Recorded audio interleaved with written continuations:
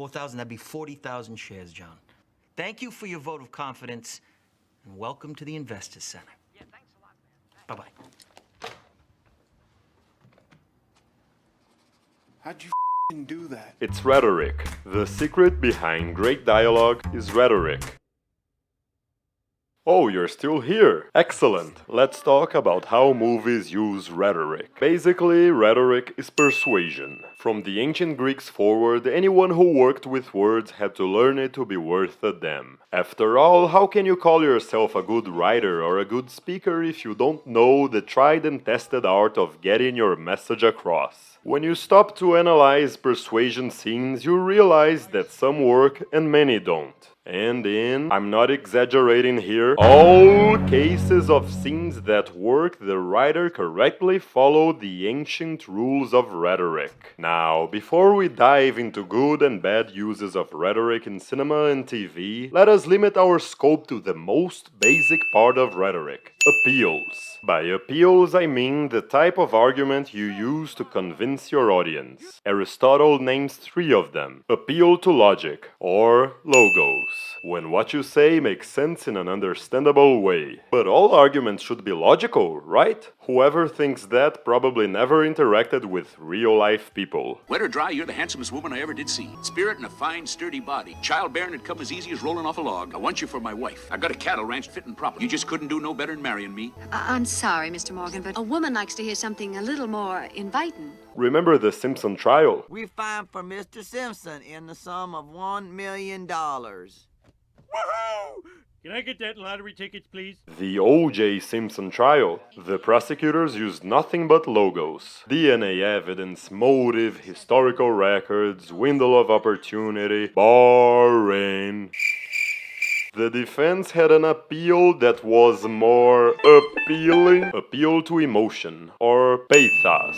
Make your audience feel the way you want them to. Check how this salesman makes Simpson Homer Simpson buy a plow. This doesn't cost money, it makes money. You make the payments by plowing driveways on the side. First, logos. You'll make money out of it and it will pay for itself. Well, I really should discuss this with my wife. Your wife?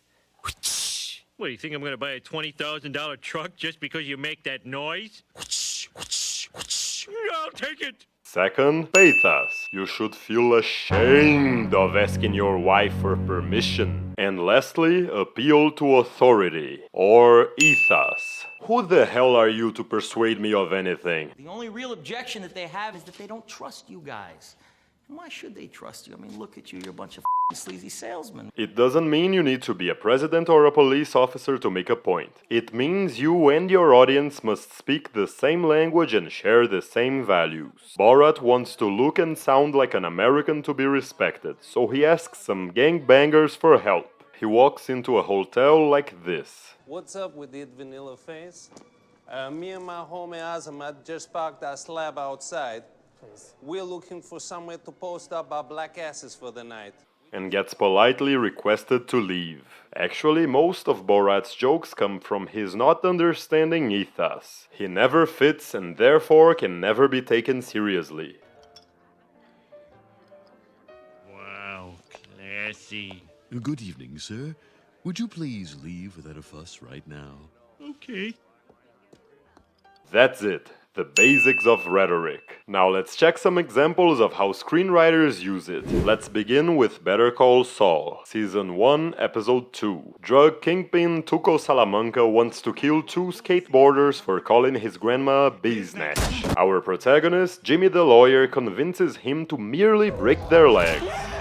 An amazing achievement of persuasion, right? As far as rhetoric is concerned, I consider this scene to be quite possibly the worst I can think of. Let's check why. Here's what happens. Tuco wants to flay the 2 twins. Jimmy wants Tuco to spare them. Think about their mother. Appeal to pathos. Jimmy wants Tuco to feel bad, not for the twins, but for their frail old mother. She needs a cane to walk, you know? She's got arthritis, and still... He's not very eloquent, but he's using a good strategy. He's painting a picture in Tuco's mind. Nothing vague, but a specific image. That's called an argeia, a vivid description meant to elicit a desired feeling. And do screenwriters love it. I swear, if real people told each other stories like they do in the movies, we'd still be in the Stone Age because nobody would get things done. Anyway, Tuco doesn't fall for it. Obviously, he's a drug dealer who skins people alive. Why would he care about an imaginary old lady? His pathos failing, Jimmy tries something else, and that's when the scene derails. He moves into full-on logos.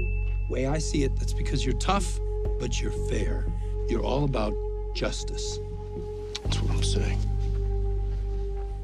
Justice. Where did that even come from? Why would Tuco give half a shit about justice? In case I didn't mention, he is a drug dealer who skins people alive. His goal is to be feared and obeyed. Justice is what he decides. F anyone who says otherwise. Now you have to decide, what's the right sentence? Like a judge. Now, that's just lazy writing. Why on earth's would Tuco respect a judge? I mean, how can I even emphasize this enough? He is a drug dealer who skins people alive! He's probably been in front of judges 1,000 times. Why would he respect or envy those sons of bitches who sent him, his friends and relatives to jail? That is the worst type of authority you could possibly bring up. But it seems I've thought about it more than showrunner Peter Good did, cause it works, and through nothing but logos, Jimmy succeeds in de-escalating Tuco's sadistic punishments to a couple leg breaks. Let the punishment fit the crime? Eye for an eye? You want me to blind them? All they did was trash talk. So I cut their tongues out! I cut their throats, and then I pull their live tongues through the slits! We could sprain their ankles. I'm gonna break their arms. I'm gonna break their legs. Arms? When did we get onto arms? I'm cutting their legs off. We were talking about breaking. I think we're heading in the wrong direction. Break their legs. How many legs? 2. They got 2 legs. 1 leg. Each. Total of 2 legs. This insistent use of logic on a character who wants to torture 2 men to death for calling his grandma a PG-rated insult makes no sense. But what makes this scene unforgivably bad is it's never mentioned but absolute lack of ethos. Why is Tuco listening to Jimmy? Why is he even here? There is no reason for this ruthless Mexican cartel criminal to even give this ambulance chaser any minimal attention. Not only that, but Jimmy has a weak and terrified body language, is dressed like a fop compared to Tuco's crew, and uses fancy language to talk to this uneducated, brutal street criminal. Then let's talk proportionality. I'm advising that you make the punishment fit the crime. Ever hear of the Code of Hammurabi? This is Tuco Salamanca. Damn, man, look at that, look! And Jimmy quotes an ancient Babylonian. That's a 0 grade on decorum. It's like if a blood-stained Sudanese butcher walked into Louis Vuitton's headquarters and started giving advice on proper luxury handbags advertising, and they followed his every word. He wouldn't even get into the building. Hey, I just talked you down from a death sentence to 6 months probation. I'm the best lawyer ever. What have I ever done to make you treat me so disrespectfully? But Mr. Movie-wise, you might be wondering. Criticizing is very easy. Can you even show me a scene in which an up-and-coming lawyer correctly uses rhetoric to save 2 brothers from a violent execution? Okay, first thing, you are being way too specific. Second thing, yes. S-tier director John Ford's 1939 masterpiece Young Mr. Lincoln, with an exemplary screenplay by great writer Lamar Trotty. This future American president, whose name I don't remember, sets up a law practice in Springfield. No, not that Springfield. Eventually, 2 brothers kill a man in self-defense and get sent to jail. The townsfolk don't think it's enough and turn into a mob bent on lynching them.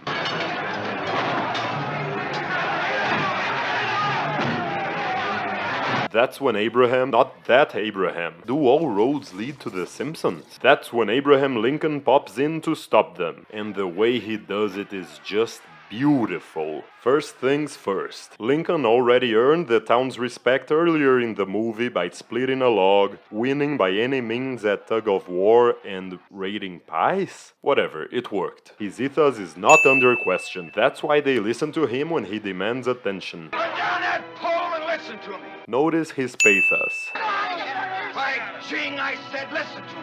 By Jing, you will. He's not trying to calm them down. Ever tried saying calm down to a woman? Hey, female viewers, calm down. First rule of pathos. You must start by matching your audience's emotion. Now, gentlemen, I'm not up here to make any speeches. He says right before making a speech, a natural politician. All I got to say is I can lick any man here hands down.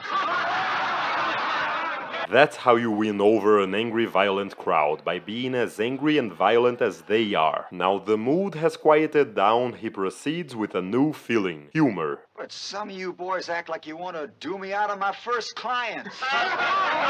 And here's the thing about humor. It inhibits action. When you're laughing, you don't want to hang anyone. Most of the time, there are other emotions that inhibit action, such as shame. Trouble is, when men start taking the law into their own hands, they're just zapped in all the confusion and fun to start hanging somebody who's not a murderer, somebody who is. Okay, things are getting complex. Basically, what he's doing is called a slippery slope fallacy. You take your opponent's argument, in this case, hang the killers, and say it is the first step towards an insane future such as... And the next thing you know, they're hanging one another just for fun. You find it every day. If you lend John $1 today, he will ask for $2 tomorrow, and by the end of the month, he will owe you $1 billion. Or, all these fornications gonna lead us to communism. I don't like them putting chemicals in the water that turn the friggin' frogs gay. That's enough to convince them, but Lincoln proceeds with more energia. He picks a specific and respectful member of the crowd and paints a vivid scene with the Bible. And I wouldn't be surprised if when he goes home, he takes down a certain book. Maybe you just happen to hit on these words. Blessed are the merciful, for they shall obtain mercy. When you're in a small American town in 1837, you'll be pressed to find a stronger authority than the Bible. When Lincoln sees he has the crowd on the palm of his hand, he pulls off this most alpha of alpha moves. Why don't you put it down for a spell, boys? Ain't it getting heavy?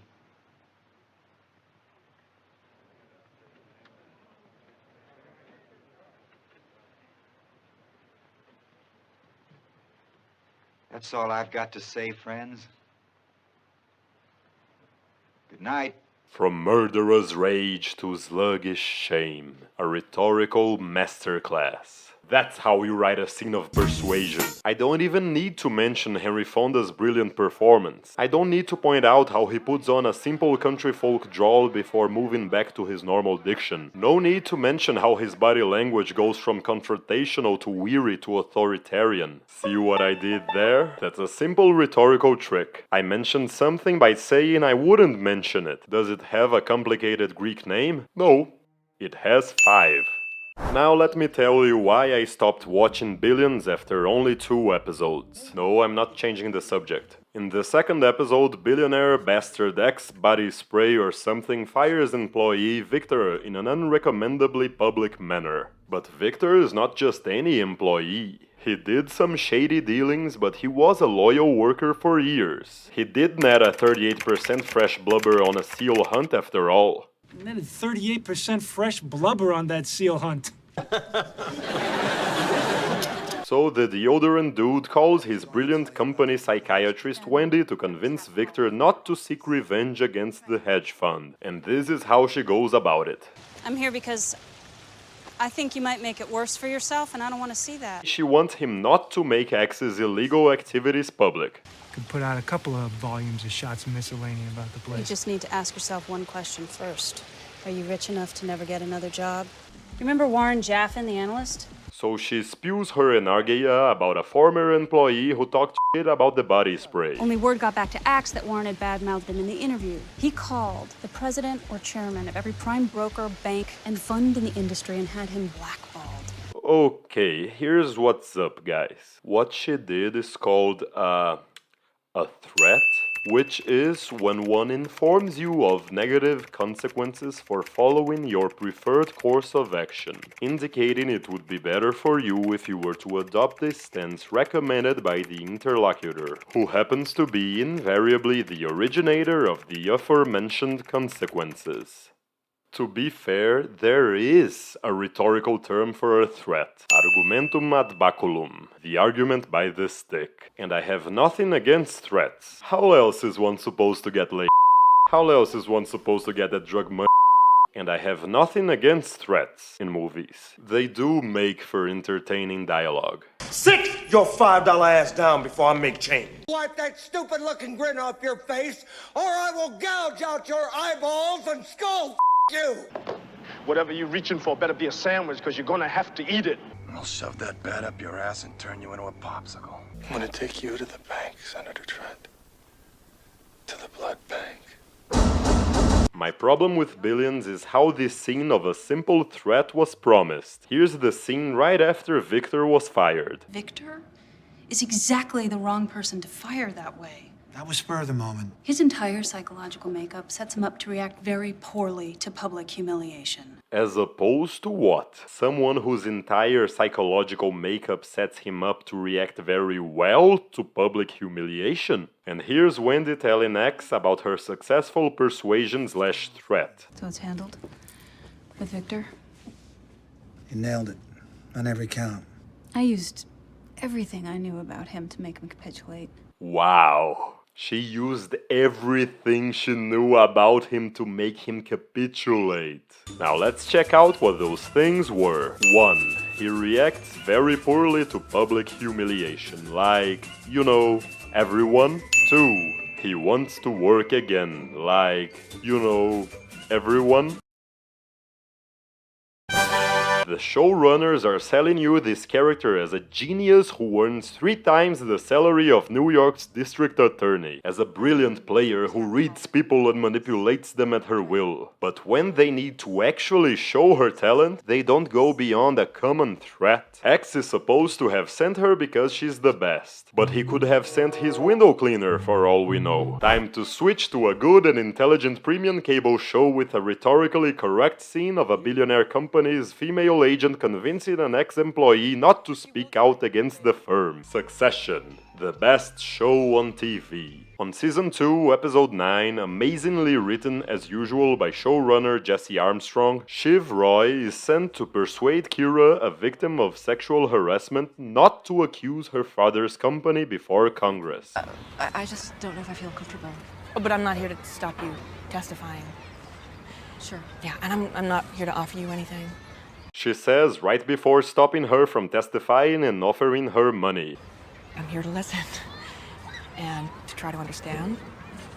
Just trying to understand what we did wrong and how I can fix it. Remember when Lincoln asked the mob to put down their battering ram because they must be feeling tired, when it was actually so he could tell them to leave? That's a primordial part of ethos. Goodwill. You must make the audience believe you don't have an ulterior agenda, that you want only what is best for them. But because Jesse Armstrong plays on hard mode, Shiv's audience, Kira, is no dummy. Well, it's a very convenient time to show up, wanting to understand.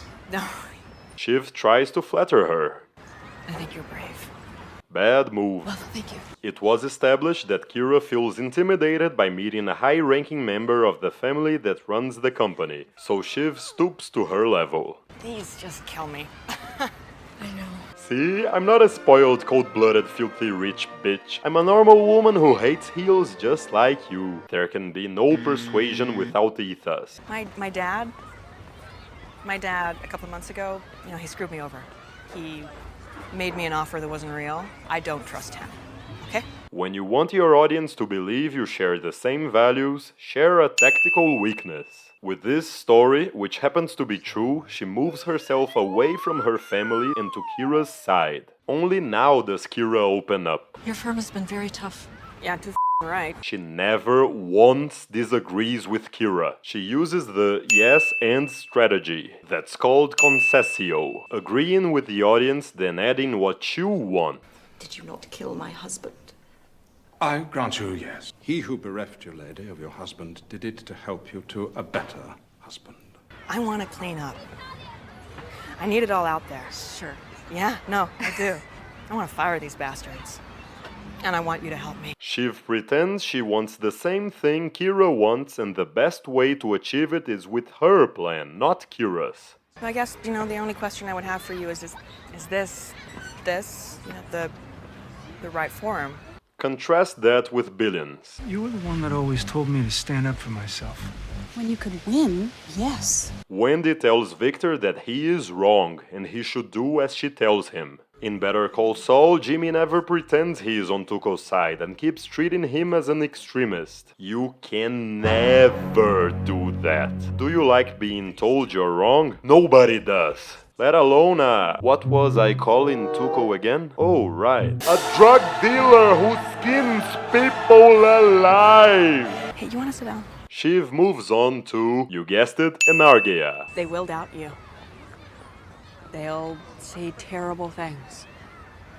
They'll call you a slut and a whore. It's not a threat, it's cataplexis, an apocalyptic prophecy. We're in a eternal pit of sulphurous suffering, postulating pain from which you will never, ever through the 7 circles of hell escape. But from tomorrow, that's all you'll ever be. When they Google you, yeah? Pages and pages of filth and lies.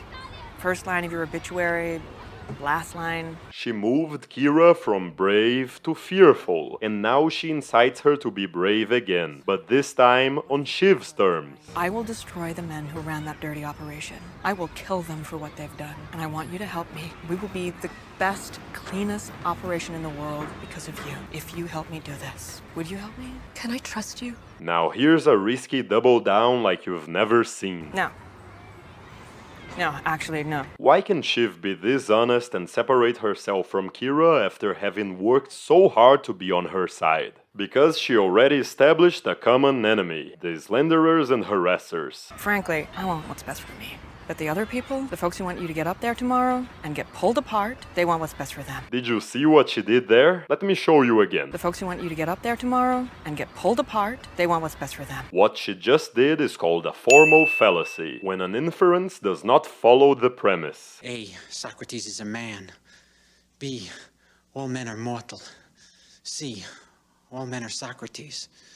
That means all men are homosexuals. It is more commonly known as a non sequitur. Ironically, this time the common name is the Latin one. Shiv said that Kira's enemies, the harassers and slanderers, want her to testify before Congress. Where does that information come from? Nowhere. But now Kira thinks that what she wants to do is what her enemies want her to do. Of course she can't do that now. And like a rhetorical magician, Shiv hid that non sequitur right in plain sight. She was being so honest to Kira, even when it seemed it killed her own argument that there's no way she's saying something that's not true.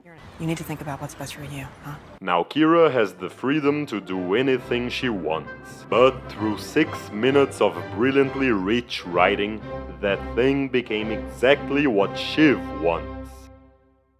You know, some men are heterosexual and some men are bisexual, and some men don't think about sex at all. You know, they become lawyers. Thank you for watching. Now tell me which other scenes you believe had a good or a bad use of rhetoric. And if you enjoyed this video, please like, subscribe and share it. I will see you next time, and this is MovieWise.